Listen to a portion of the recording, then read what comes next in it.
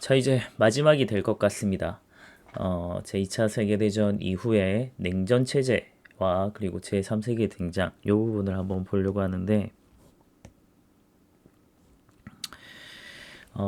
일단은 냉전이라고 하는 콜드워, 요 명칭부터 좀 보면, 자, 미국 중심의 자본주의 진영과 그리고 소련 중심의 사회주의 진영의 대립으로 볼 수 있겠고, 이때 대표적인 이제 좀 뭔가 선언이란 걸 하나 보자면 트루먼 독트린이라고 이제 미국의 이 트루먼이 공산주의 팽창을 막겠다 이런 선언을 하게 돼요. 그러면서 이제 직접적으로 싸우진 않지만 싸움을 언제든 싸울 수 있도록 준비하는 이런 체제, 서로 경쟁하는 체제가 이제 냉전 체제로 굳혀져 갑니다. 그래서 이 체제를 조금 정리를 해 보자면 자본주의 같은 경우는 당시 이제 마셜 계획이란 걸 통해서 이제 유럽과 미국이 이렇게 경제 협력을 하는 모습이 보였는데 미국과 이제 서유럽 16개 나라 그리고 조금 내키진 않지만 일본까지 이렇게 포함되어 있는 대외 원조 계획이었습니다. 그러니까 사실상 이제 미국이 유럽과 일본에 원조를 해주는 이런 상황이었다라고 보면 되는데 당시 이제 미국 국무장관 이름이 바로 조지 마셜이었습니다. 그래서 이제 마셜 플랜이라고도 하는데 이런 게 있었고요. 그리고 이제 사회주의 같은 경우는 국제공산기구로 코민 포럼이란 걸 만들기도 했습니다. 요건 이제 정보협력기구 이런 뜻이 정보협력기구였고요. 음, 앞으로가 아니고 우리 쭉 이제 코민 이런 것들을 많이 봤었는데 뭐 코민이라고도 발음을 하고 코민이라고도 하는데 요거는 이제 우리 커뮤니스트라고 하잖아요. 그래서 그거에 이제 앞에 따온 커민 이렇게 따온 거예요. 그래서 요거는 코민이라고 한 뜻은 뭐 공민 뭐 시민 이렇게도 해석을 할 수 있을 것 같아요. 그래서 그런 여러 사람들이 모이는 이런 기구다 이런 뜻으로 보면 될 것 같고요. 그리고 코메콘이라고 하는 거는 이제 마셜 플랜이 이제 이 자본주의 진영의 뭐 경제 협력 기구 이런 거였다면 공산권에 이제 서로 경제 원조를 해주는 이런 기구 뭐 플랜 이런 걸로 정책을 둔 게 이제 코메콘이라고 보면 되겠습니다. 자, 그리고 군사동맹도 있죠. 나토라고 여전히 활동을 하고 있어서 많이 들어봤을 것 같은데, 북대서양 조약 기구라고 하고요. 요거는 서유럽과 그리고 미국이 이제 맺은 거죠. 그러니까 뭐 노스 어틀란틱 뭐 트리티 오거나이제이션 뭐 이런 건데, 그래서 군사 동맹을 맺고 있었고요. 그리고 사회주의 같은 경우는 이제 WTO 우리가 생각하는 그 세계 무역 기구랑은 좀 다릅니다. 그래서 요거는 바르샤바 조약 기구라고 하는 건데 당시에 소련하고 그리고 동유럽 한 7개국 정도가 이렇게 모여 있었고요. 요때 W는 바르샤바입니다. 바르샤바. 이걸 이제 W가 이제 얘들 발음으로는 B 발음이네요. 우리처럼 비읍 발음. 그래서 바르샤바 뭐 트리티 오거나이제이션 해서 이제 바르샤바 조약 기구 이렇게 되는 거고요. 그다음에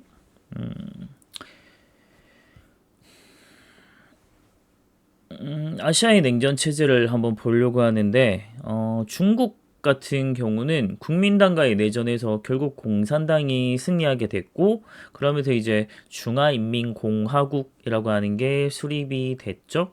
그래서 지금까지도 중화인민공화국이 남아 있는 거고요. 그래서 토지 산업을 다 국유화하고 소련과 상호 원조 조약을 맺으면서 음, 이제 공산 정권으로 쭉 이어져 갑니다. 공산주의 국가로.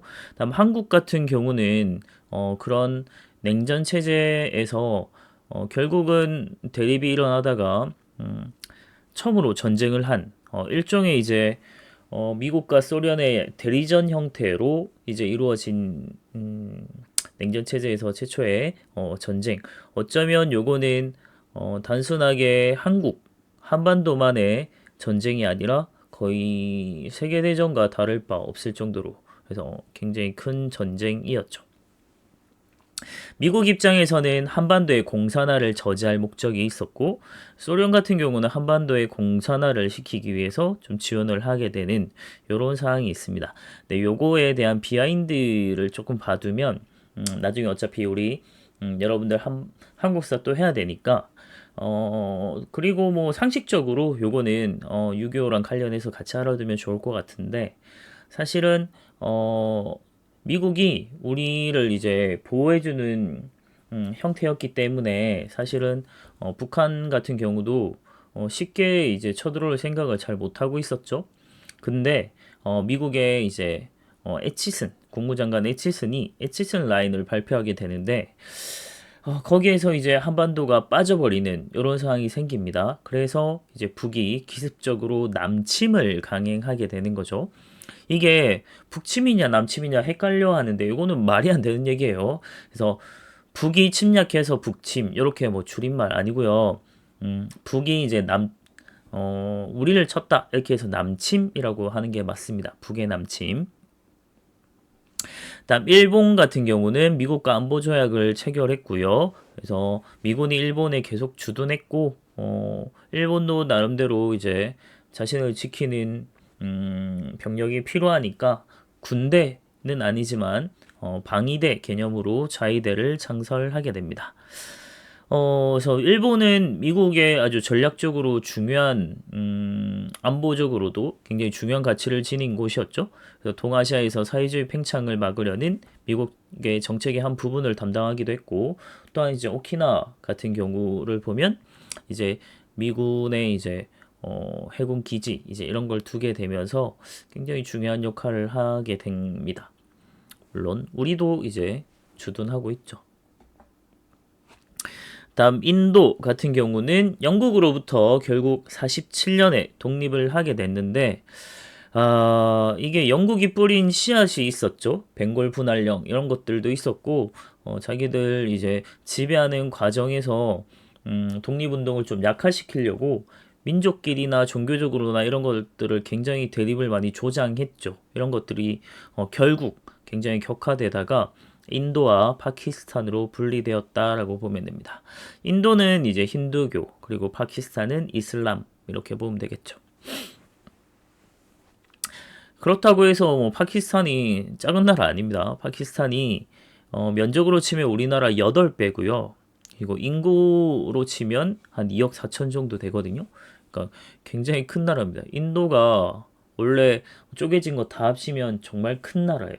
그리고 인구는 뭐 원래대로였다면 원래도 중국보다 훨씬 많을 거예요. 물론 지금도 많지만 진작부터 인도가 원래 뭐 파키스탄이라든지 뭐 스리랑카라든지 이런 부탄이나 이런 것들 다 포함하고 있었다면 인구는 그냥 원래부터 중국보다 많은 그런 상황이 됐을 겁니다. 다음 동남아시아 같은 경우는 베트남이 남북 분단 후에 전쟁을 치러서 결국 통일을 하게 됐죠. 그래서 북베트남이 무력으로 통일을 하게 되면서 공산주의 국가로 남아 있고요. 다음 필리핀은 46년 7월 4일, 미얀마는 48년 1월, 다음 인도네시아는 45년 8월 17일 날 독립한다고 얘기를 했었습니다. 실질적인 건 49년이라고 했죠. 다음 이집트 같은 경우는 스웨즈 운하를 결국 국유하면서 영국으로부터 뺏어왔고 그리고 아랍 민족주의 이런 운동이 막 나타나기도 했습니다. 다음 이라크 같은 경우는 이슬람 공화국을 수립을 했고요. 요게 한 58년 7월 14일 때 이제 7.14 혁명이라고 혁명이 일어나면서 왕국이 붕괴됐고 공화국을 수립을 했습니다. 우리가 이제 이슬람 공화국이라고 우리말로는 얘긴 하지만 얘들 말로는 아랍 말로는 뭐 줌후리앗 알 이라크 이렇게 하더라고요. 어렵죠. 다음 이스라엘은 1948년에 건국이 됐는데 요것도 사실 비하인드가 좀 있죠. 지금의 팔레스타인 지역에 이스라엘이 나라를 세우게 된 건 사실 그 땅을 뺏은 거죠. 원래 살던 팔레스타인 사람들을 내쫓고 자 그러면서 그 비하인드에는 또 영국이 장난질을 치는 게 좀 있었고 그렇게 이제 뿌린 씨앗들이 결국은 네 차례의 중동 전쟁이 발생을 하면서 정말 많은 갈등을 불러오고 있는 곳이고 여전히 또 전쟁을 하고 있잖아요. 가자 지구가 항상 문제가 되는데 바로 이 이스라엘 그러니까 중동 간의 좀 전쟁이라고 보면 될 것 같고요. 다음 아프리카 같은 경우는 60년에 17개 나라가 독립을 하면서 요 60년을 아프리카의 해다라고 하기도 합니다. 자, 그러면서 이제 여기에 나와 있진 않지만 학습지에 없었지만 이걸로 보면 자, 제3세계가 결국 등장을 하게 돼요. 그래서 아시아 아프리카 회의, 뭐 반둥 회의가 1955년에 개최가 돼서 이때 비동맹 중립주의라고 하는 걸 선언합니다. 우린 어디에도 끼지 않겠다. 자, 그러면서 이제 우린 제3세계다 이렇게 얘기를 하는 게 등장을 했고 비동맹 회의가 개최가 됐는데 결국 이제 이 비동맹 회의에 좀 참여한 나라들이 국제연합에서 다수파를 형성하게 됐고 어느 정도 국제 세계에서 영향력을 좀 끼치긴 됐는데 사실 나라 세부적으로 좀 본다면 여전히 빈곤과 내전 등 정치 사회가 굉장히 불안한 이런 형태로 아직 남아 있습니다.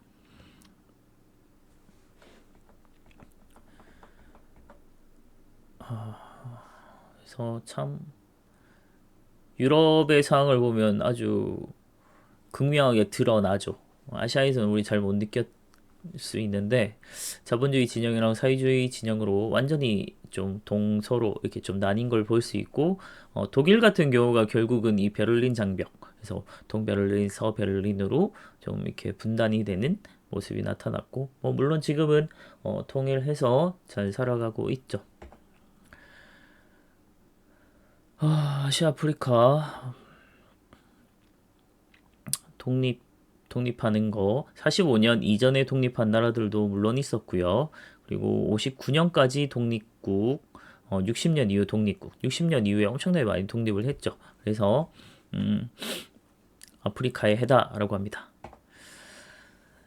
그 다음에 좀 냉전이 완화되는 걸 한번 보려고 하는데 국제관계 자체가 굉장히 좀 다원화됩니다. 그러니까 기존의 미국과 소련이 워낙 이제 엄청나게 막강한 영향력을 갖고 있었는데 점차 다른 나라들도 영향력을 회복하게 되면서 유럽이나 이런 애들 그리고 일본이라고 하는 애들도 이제 성장을 하게 되고 하면서 미국과 소련의 절대적인 그런 영향력이 좀 감소가 됐고 거기에 제3세계도 등장하고 하면서 이 판을 좀 흔들어 놨죠. 그리고 유럽이 아예 뭉쳐버립니다. 그래서 유럽 공동체 이런 것들이 출현하게 되면서 지금의 이제 EU 이렇게까지 발전을 한 걸로 볼 수 있고요. 그리고 요 냉전의 완화라고 하는 걸 이제 뜻하는 용어가 바로 데탕트라고 합니다. 그러니까 이게 이런 용어들을 프랑스어를 쓰는 경우가 굉장히 많거든요. 그러니까 프랑스어로는 데탕트라고 하는 게 뭐 완화, 뭐 휴식 이런 뜻입니다. 우리 뭐 앙셴 레짐이라든지 뭐 이런 것들 마지노선이라든지 이런 것들 되게 프랑스랑 좀 관련 있는 게 많죠. 다음 이제 미국 대통령 닉슨 닉슨이 베이징과 모스크바를 방문하게 돼요. 그러니까 중국과 소련을 방문하게 되면서 완전히 전쟁 날 것 같았던 이런 나라들이 서로 좀 뭔가 교류를 하는 이런 모습을 보이면서 냉전 체제의 긴장 완화가 좀 실현이 되어 가고 있는 상황이었습니다. 자, 그 상황에 이제 소련에서 이제 고르바초프가 이제 엄청난 정치적 결단을 하게 되죠. 그래서 개혁과 개방 정책이라고 하는데 요걸 이제 얘들 말로는 페레스트로이카 그리고 글라스노스트라고 합니다. 그러니까 페레스트로이카는 얘들 말로는 뭐 재건한다, 재편한다, 그러니까 개혁을 뜻하고요. 그리고 글라스노스트는 뭐 개방이란 뜻이에요. 그래서 개방한다 이런 건데, 그래서 뭐 간단하게 얘기하면 정치의 민주화 그리고 시장 경제 이런 거 원리를 좀 도입하게 되고 군비 좀 축소하고 그리고 동유럽 국가들의 소련이 좀 간섭 안 하겠다 이런 것들 막 얘기하게 되면서 긴장을 완전히 완화시키는 모습이 보입니다. 그리고 냉전이 이제 종식되게 됐고 이게 이제 동유럽에 엄청나게 많은 영향을 끼치게 되죠.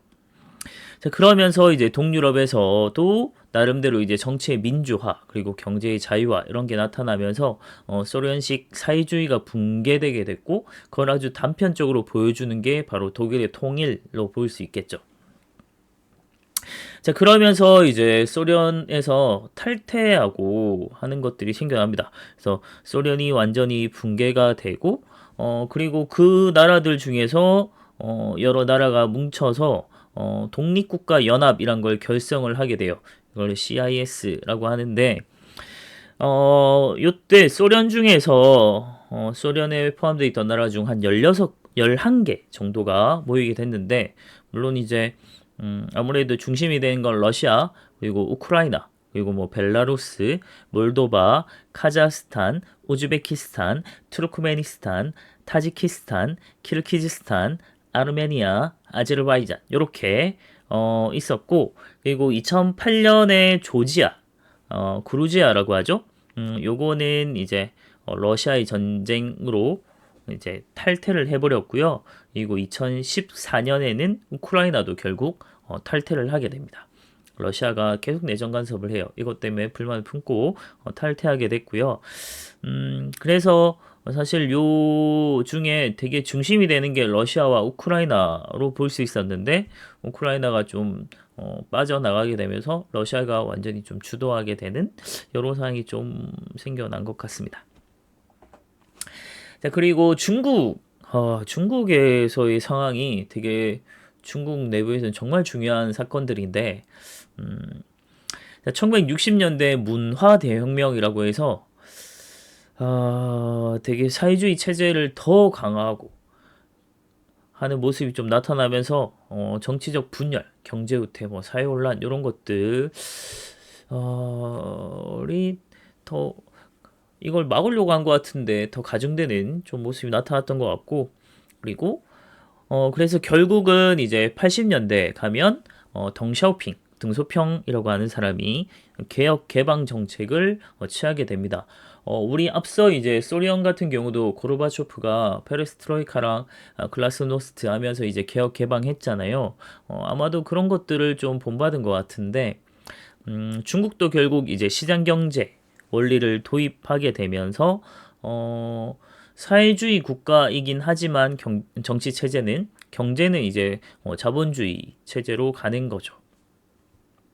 그래서 중국이 경제적으로는 굉장히 좀 발전을 하게 되는데 1989년에 태난먼 천안문이라고 하는데 요 사건이 좀 일어납니다. 당시 이제 여전히 독재나 뭐 이런 민주화 이런 것들이 너무나도 부족한 상황이었기 때문에 억압된 상황이어서 민주화 요구를 하는 시위가 생겨났는데 요걸 이제 무력으로 진압하는 사건이 있었습니다. 사상자가 한 15,000여 명 정도 되었다고 하는데 중국 정부에서는 한 200명으로 발표를 하는 좀 그런 문제도 있었죠. 그래서 오늘날 세계를 한번 보자면 세계화 되었죠. 그래서 규제 완화랑 시장 개방 요구 이런 것들 기존의 이제 보호무역이나 관세무역 체제에서 이제는 자유무역 체제 그러니까 WTO 이런 것들이 막 출범하게 되면서 트레이드가 이제 프리가 되는 거죠. 프리. 그래서 자유무역으로 이루어지는 이런 체제가 등장을 하게 됐고 다음에 이제 국가 간 협력체들이 곳곳에서 지역이나 뭐 이런 걸 좀 생겨납니다. 그러니까 유럽은 유럽연합 EU, 다음 북미 자유무역협정 나프타, 뭐 그다음 아시아 태평양 경제협력체 APEC 이런 것들 근데 여전히 이제 세계적인 문제들이 많이 있죠. 그래서 갈등과 분쟁, 그러니까 민족이든 뭐 종교든 지역이든 이런 이제 분쟁은 여전히 많고요.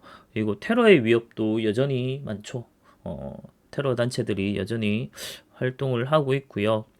그다음 남북 문제, 요것도 세계적인 문제로 볼 수 있을 것 같고 그 외에 우리 인류의 이제 생존에 걸린 문제, 인구 문제라든지 아니면 뭐 식량, 그리고 에너지, 뭐 환경, 이런 것들 갖가지 문제점들이 아주 많습니다.